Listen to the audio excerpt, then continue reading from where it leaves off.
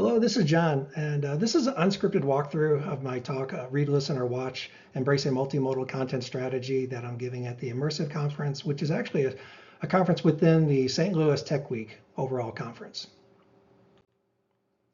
As for who this presentation is for, I mean, really it's for content creators, but that could be broken down more like for business professionals, speakers, trainers and teachers, documentarians, bloggers, vloggers, web designers, presentation designers, and instructional designers, also called IDs. But if you really kind of sum this up, it's for someone trying to connect with as many people as possible, and really many different types of people. And not just people, but consumers is how I think of it more. So it could be people, it could be bots. It's a good way to think of things nowadays. But I guess sum this up as a whole. This is for those that truly care about the user experience of their consumers.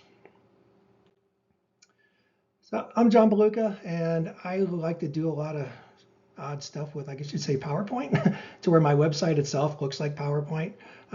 You can scroll through slides, you can click on different aspects within the slides. There's even navigation to go through slides. You can even toggle the animations if you wanted to on our website. And one of the fun things is that I incorporated where you could press play, and that kind of shows you on the right hand side what's being said. And the voice behind all this is actually my voice cloned. And we'll talk more about that here in a little bit. So full disclosure, there's a product I'm working on called Multimodal Slides that really converts PowerPoint to a web page, and kind of implementing this multimodal strategy. Now, Multimodal Slides is actually a product that's going to be part of an overall platform that's going to be called Do More with Slides. And the one thing about this I'm excited about is it's a platform that's going to be offered up free and open source, but there's going to be some other products around that platform. I've also given a talk in the past called GitHub Copilot, my OMG moment, which kind of gets into how I've evolved this product, and you can check that out on YouTube. It's actually really a practical example of vibe coding, to where I took my existing website that I kind of walked through, and well, in about 2 weeks' time, I converted it through vibe coding and through some other aspects after vibe coding. So, read, listen, or watch. Embrace a multimodal content strategy. You could always get more info on my website, johnbeluca.com. Email is probably the best way to get a hold of me.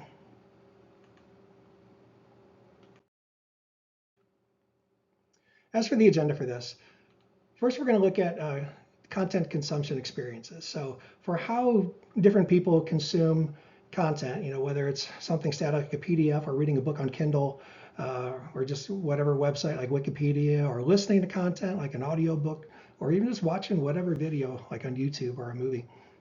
There's a lot of different choices on how people can consume content, where they can read, listen, or watch.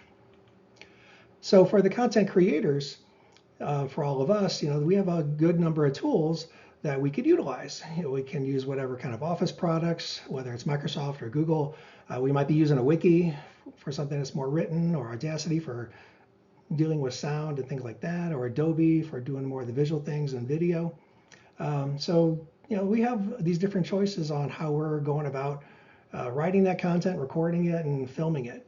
And we're always trying to identify who's this audience. And even though the audience is really a lot of us, meaning like we're the creators, or sometimes the consumers as well, and we might even be a little bit biased, to where if we like to do a lot with video, then we might like watching video, and so on. But for these who the audience is, we also have to consider people with short attention spans, even people with accessibility needs. Not going to get into a lot of that in this conversation, but it's part of the audience we have to consider. And thirdly, that content workflow, or the experience of working with AI, those are things we have to keep in mind. I'll be touching on that a little bit more. So, we have ChatGPT, Copilot, Gemini, Claude, but more specific, we have companies like Descript and iSpring, and even 11 Labs, which I like to use, playing in this space. So when it comes to those bots, of course, they're looking at how they can create and consume our content, and hopefully they're doing that in just ways. So with all this going on, you need to embrace a multimodal content strategy. So let's kind of break this down. We'll start first with the content consumption experiences.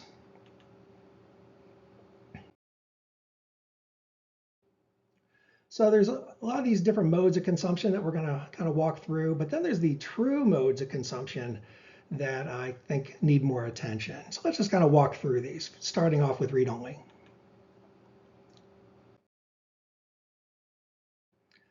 So in that read-only experience, let's just think of our common book, and I'll just use the popular movie and book, Project Hail Mary.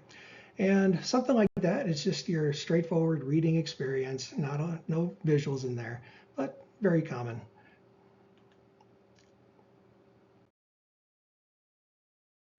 And then you have content out there, whether it's a web page or a book, where you're kind of expected to read, but you do have a lot of just other diagrams and visuals that would go along with the reading, almost like see figure and such.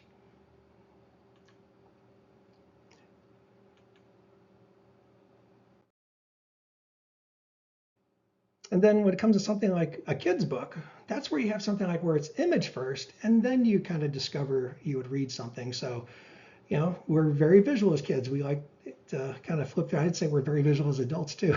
So when it comes to going through a book, you kind of discover what it looks like, and then you notice there's something to be read to move the story along.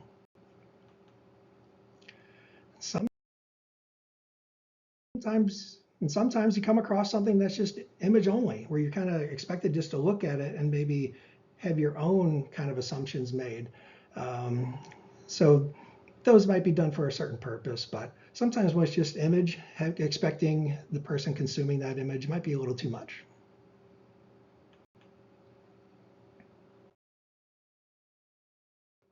Now this one is a subtle tangent to where you have like this image that you're expected to just kind of like maybe stare at and figure out on your own. And I purposely put an agenda together like this to kind of show an example of how, using subtle animations and transitions on something that looks overly complicated provides help in focusing on the content.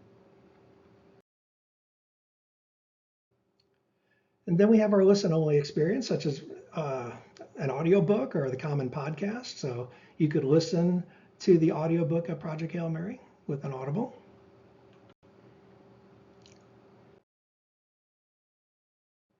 So kind of moving things along here, you can have, like, say, a podcast where you're expected to basically listen to it first, but then the transcript, you could actually go back and read later. So it's more of an experience of you're going to listen first, but then you could read it more later or kind of go back to, and as a little bit of a reference.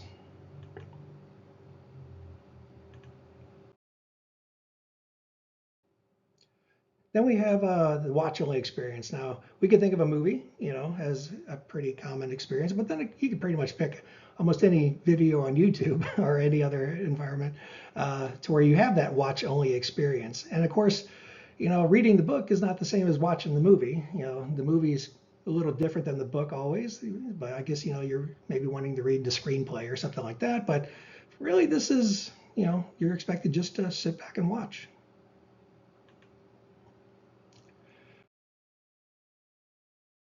Now, this is where I'm going to get into some more practical examples to where you have more of a watch first and then read second. So, for example, some training content on LinkedIn Learning, you can, press play and watch, and then there's what you can read down below here, and you'll even notice it kind of keeps it in sync for what the person is saying, which is a nice feature. But as they keep talking, you actually kind of lose track of what's being said. I mean, you do have the closed caption, but you do have to, scroll down to then catch up, and then you lose context in the video. So there really is an experience here of watch first, then read second.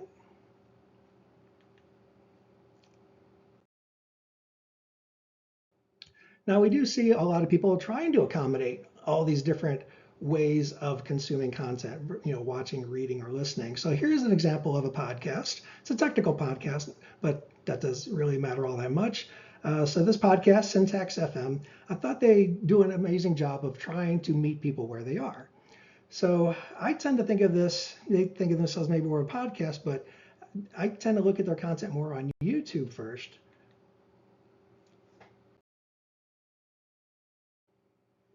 So their YouTube content, they actually refer to different visuals. So when I'm actually kind of listening to their content, like I was listening to as a podcast, I'm like, I really feel like I'm losing a lot. So I found myself wanting to watch their content first, and then the listen part second, even though they call themselves a podcast. Now, the one thing I think is pretty amazing what they do is the listening experience through their website.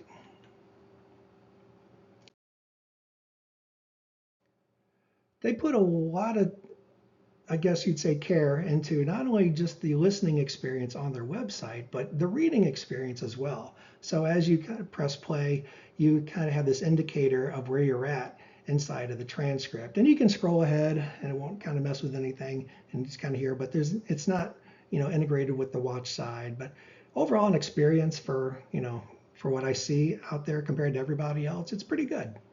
Now let's kind of mix things up a little bit.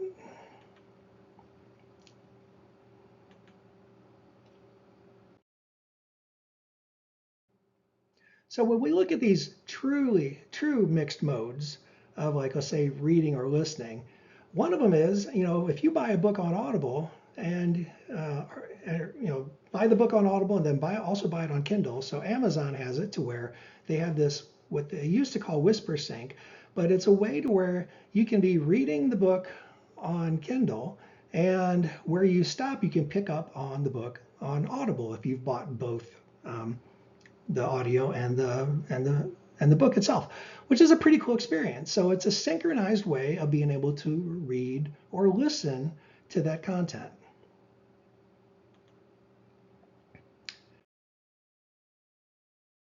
Now, when it comes to listening or watching, I found that Lex Friedman, he does a really good job of recognizing that he is more of a podcast and that people are more so listening to his content. However, in the video version of his content, he does share graphics.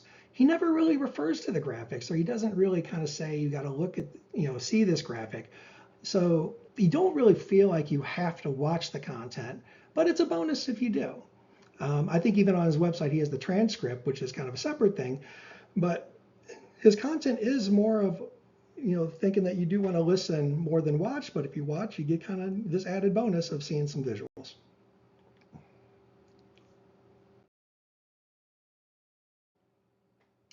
And then we get into something where it's a read or watch kind of experience. And I haven't really seen any great examples of this. One of them that kind of grabbed me is this Blogsmith AI, which is a website where you can upload your video and it will generate a blog post that you can read. So it does a pretty good job of extracting what is said in the video and then pulling out hopefully important imagery from that video. But this is kind of a dependency on what that AI tool is going to produce and working with that video. So as a creator, you're thinking, I got these videos, I want to create some blog posts, and this might be an example of a tool that could be utilized.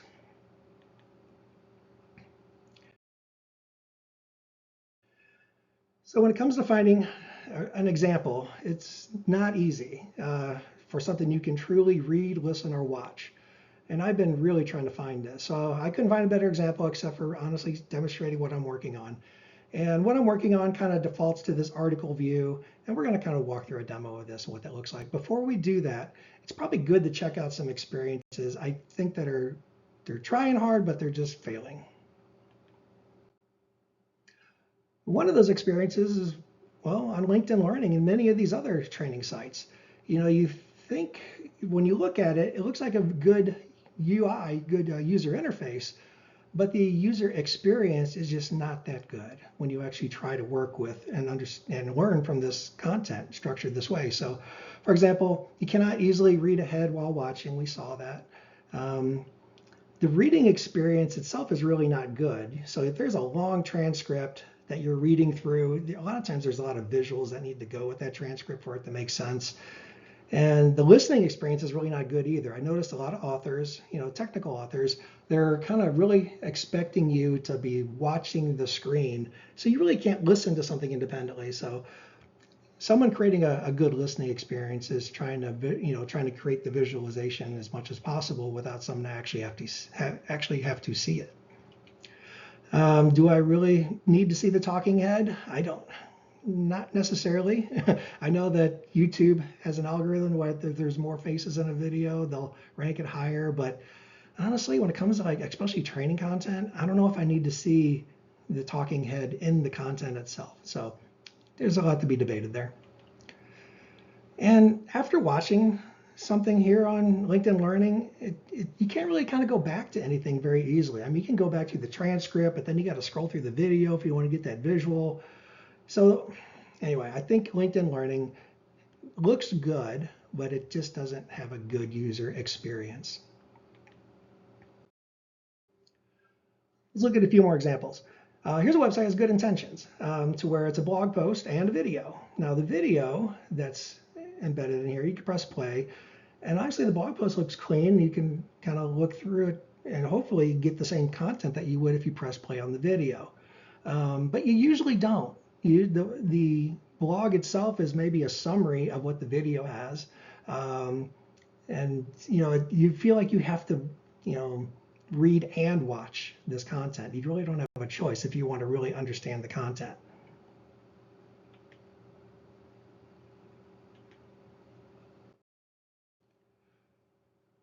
Another example, I think they have good intentions, but kind of fall short. And this is a typical article that has a lot of content in it. And it's kind of funny, they kind of have buried in here, you can watch a recording of the event where they basically go through this article and share a lot of the details. So you can discover that, unlike the previous example. And the reason I kind of want to show this particular article is that the style of this article is very common, more and more what we see nowadays for content. It's just a long scrolling article where you see text, image, text, then you might get an animated GIF, which it's like a little video that you see kind of going on inside of the content, which is helpful for when you're trying to communicate something. Then you get more text, image, and then it just kind of keeps going in this very long form way of consuming the content. So when it comes to something you truly read, listen, or watch, I pulled together this example to where it'll be released, where in the lower right-hand corner, I use 11 Labs for my voice and audio, but then you have the synchronized play across 3 different views, the article view, the slides view, and YouTube itself. What's really cool about this is that the page navigation kind of spans across all 3 of those different views. The bottom side scroller is nice for, play, pause, so you have a universal way of managing that. And overall, when it comes to a reading experience where it's a video and all that as well, you got a lot of control here to where you also can kind of mess with the slide and text settings. So it's something I've been working through. So to have a true multimodal content really does enhance the user experience. So there's always a lot of emphasis put on the user interface of things, but the user experience is where things are key if you really want to help your user. All right, let's kind of keep moving forward with our agenda. Let's focus more on the content creation experiences.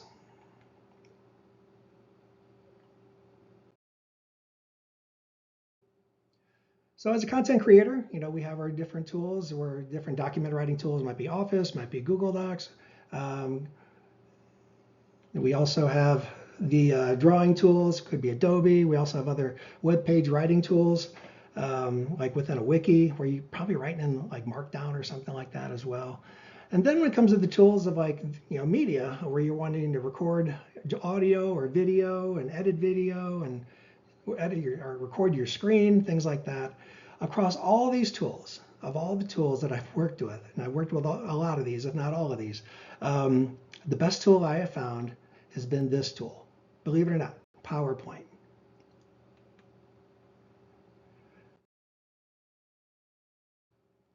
And it's not just PowerPoint. I think we really need to rethink how we use slide-based tools. So it could be Google Slides, it could be Keynote. Um, there's some other newer ones out there, like Canva is really popular, Pitch, Prezi. And in the, I guess you say in the AI space, you have other newer ones and a bunch others actually. You have Gamma, Genially, that are also kind of maybe worth looking at. So the game-changing feature that I discovered about 10 years ago in PowerPoint is that you can record your presentation. You can do a voiceover or even a video. So just that experience of recording your presentation, which is exactly what I'm doing right now, has not only been just useful for the last 10 years, but they keep improving the experience on recording your content. So you can, easily just on the upper right hand corner, click on record and yeah, just do a voiceover.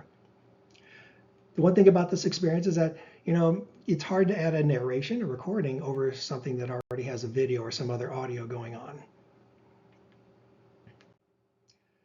The experience of recording your presentation is pretty nice and it keeps getting better.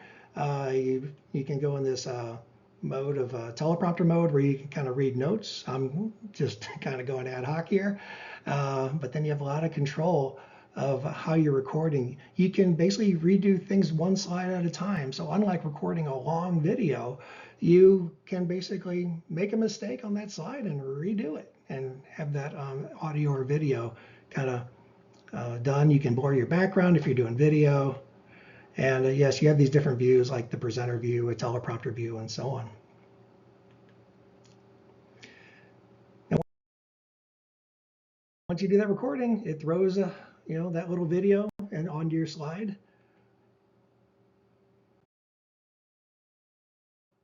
And if you don't like doing video, do audio. I prefer audio actually. I kind of want to look more at the content than a talking head. So I do recommend using this, especially for audio. Now, PowerPoint itself is really just more than just slides. I mean, like you have the recording feature, but then what you can do with it is pretty impressive. You can, of course, export that content to a PDF, and you have other tools that can even make it into a web page.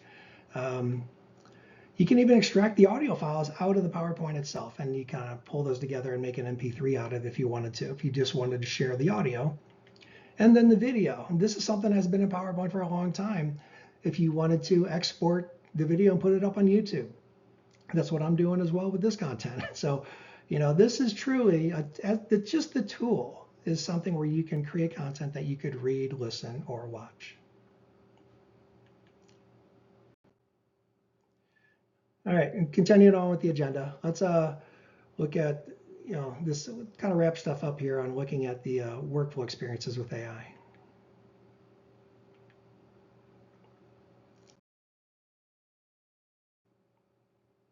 So let's reduce some of the noise here. And when it comes to our, content creators and consumers, we're all trying to think about what we can do with AI. And of course, the bots are trying to figure out how they use our data, hopefully in a good way. So looking at this, we're thinking about maybe how can we generate content to where someone consuming our content is just trying to figure out how they can summarize it. Maybe they don't want to look at everything, but they're trying to summarize it. We might be trying to figure out also as creators how we can generate quizzes and from the content to where the users might be thinking, well, I just want to ask questions of myself of the content. So that experience, is what we're also all kind of trying to understand and work through.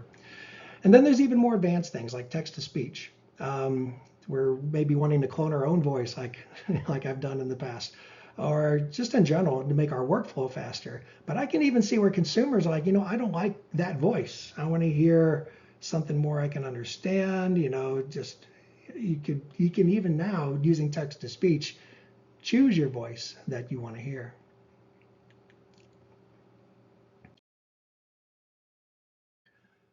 So on the content creation side, this is where I think, especially in PowerPoint, things are going to advance like crazy. Claude recently released their Anthropic is the company, Claude is the product that they have an add-in for PowerPoint. And I would say in about 6 months, what you can do inside of just generating content that you really like and can work with. is coming along very fast.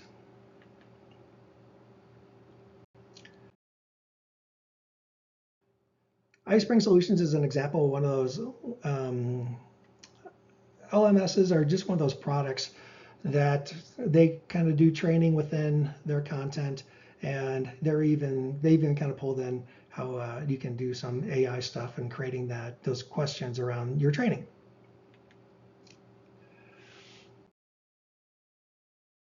iSpring has also incorporated some text-to-speech, where you can have different voices kind of do a voiceover of the content itself. It's pretty good. You can choose from different voices. You might be able to clone your voice as well. I'm not really sure. It's worth checking out.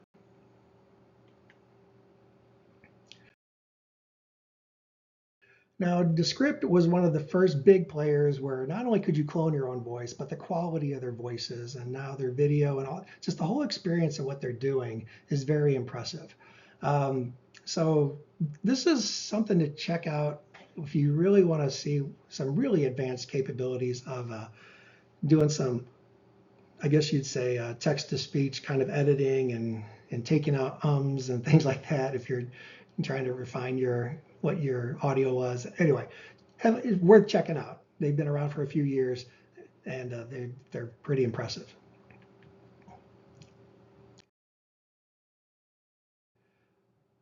I tend to like these companies like 11 Labs IO that's in the, I guess you'd say, in the AI space. And the reason I like them is because they're just focused on text speech for the most part. They're also doing some text video as well. But they have an API, and that's what I have highlighted. So you, as a software developer wanting to use an API, you can do some pretty creative things.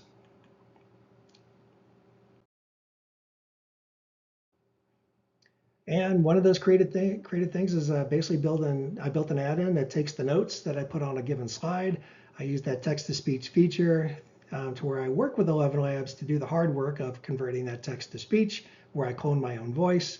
And as part of the program I did within the multimodal slides, it puts that video or audio clip on within your PowerPoint. One thing I want to say about video is OpenAI recently said that they're no longer going to have Sora. They're actually not going to allow or have this service anymore. I bet it might come back in some fashion, but when it comes down to it, what they do with ChatGPT is just easier to manage. It's cheaper. Video is expensive, period. Whether it's generating video with AI or even just kind of working with video, the cost of just the compute that is needed is really high for the output that you get. So expect more and more. If you're really trying to heavily use video, especially AI for video, be aware these costs in one area of AI, these are going to go up because it's just expensive to use.